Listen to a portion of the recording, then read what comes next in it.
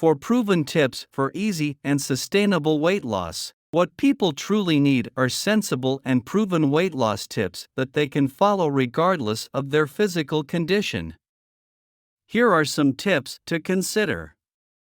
1. Drink more water. Many Americans are borderline dehydrated, which triggers the water starvation reflex in their bodies and prevents them from flushing out toxins and waste. Drinking more water can help address this problem.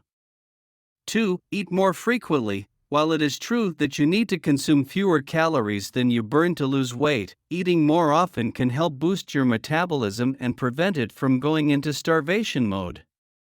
Start your day with breakfast, even if it's just an instant breakfast drink and a piece of fruit.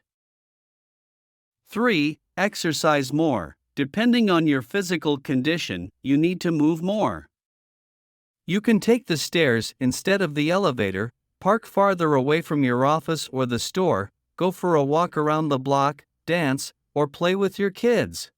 Find activities that you enjoy to make it more fun, as running is not the only way to burn calories.